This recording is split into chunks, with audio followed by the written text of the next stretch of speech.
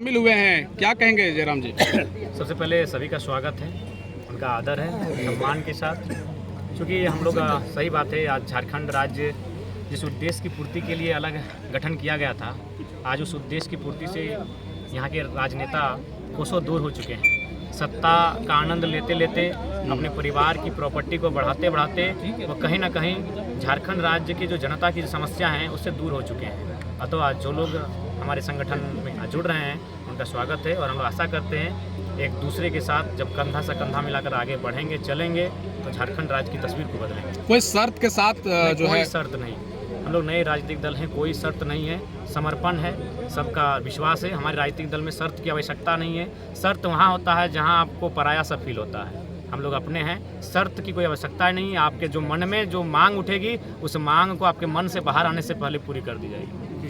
कितना मजबूत महसूस कर रहे हैं जयराम महतो इस बार, क्योंकि बहुत सारे मुसलमान समुदाय एक साथ ज्वाइन किए हैं? जी, अगर राज्य की बात करें तो अल्पसंख्यक समुदाय जिनकी आबादी बहुत बड़ी आबादी के रूप में जानी जाती है और हम लोगों ने सामाजिक न्याय को स्थापित करते हुए 6 विधानसभा सीटों से अल्पसंख्यक समुदाय के प्रत्याशी को चुनाव के मैदान में उतारा भी था। अतः उनके इस प्रकार आशीर्वाद देने से, हमारे साथ जुड़ने से, चलने से हम लोग बेहद ही मजबूत स्थिति में हैं। रिजवान जी, अल्पसंख्यक का बड़े चेहरा का नाम आते थे आपकी पार्टी में, लेकिन उन्होंने आपकी पार्टी को छोड़ करके झारखंड मुक्ति मोर्चा में शामिल हो गए, इससे कितना नुकसान? देखिए, नुकसान नहीं है, नुकसान बिल्कुल भी नहीं है। राम रहीम का बातें आती थी, ठीक है, बहुत बिल्कुल बड़े भाई समान हैं और बहुत यादें उनके साथ, बहुत सुंदर यादें रही हैं। हंसी ठिठोली से लेकर राजनीतिक हर विषय में उनके साथ एक अलग जुगलबंदी थी। लेकिन बस उनका संदेश यही होगा कि जहाँ भी रहें खुशहाल रहें और समर्पित भाव से रहें, इधर उधर फिर उचकी ना करें। उनको मेरा ये संदेश होगा। हाँ, उनको जाना था, जाने के लिए किसने रोका है? 2 भाई अलग अलग पार्टी करते हैं, कोई बीजेपी में होता है, कोई जेएमएम में होता है, एक ही घर में 2 भाई।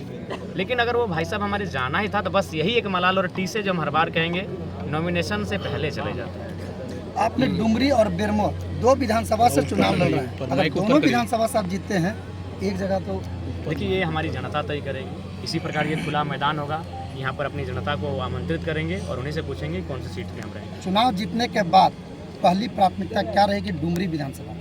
देखिए, डुमरी जो पिछले विधानसभा 24 सालों में आज तक काम ना देखिए, डुमरी विधानसभा में हम लोग प्रयास करेंगे जो पलायन की स्थिति जिसे आज भाई साहब बखान कर रहे थे उसे रोकने के लिए हम लोग एक नए विकल्प की ओर बढ़ेंगे। इस क्षेत्र में छोटे छोटे इन्वेस्ट के साथ कुटीर उद्योग, लघु उद्योग पे चर्चा करते हुए आगे बढ़ेंगे और उस पर नियंत्रण पा सकें जो पलायन की दिशा में हम लोग आगे बढ़ रहे हैं। विशेषज्ञ के लोग कहते हैं जेएमएम और कांग्रेस पार्टी के लिए मुसलमान समुदाय ज़्यादा वोट करती है, आप इस ट्रेंड को तोड़ पाने में सफल हो रहे हैं? देखिए, हमने पहले कहा कि हम लोग परंपराओं से हटकर परिवर्तन की राजनीति करेंगे। जो लोग अपने वोटर्स को पारंपरिक वोटर मानते हैं, सीट को पारंपरिक मानते हैं, उनको इस बार अंदाज़ा लग जाएगा कि परंपरा को चुनौती देने के लिए जयराम महतो का राजनीति में आगमन हुआ है। परंपरा से ऊपर परिवर्तन होता है और हम लोग परिवर्तन के लिए आए हैं। धन्यवाद। एक लाइन थोड़ा सा मैं बोलना चाहता हूँ।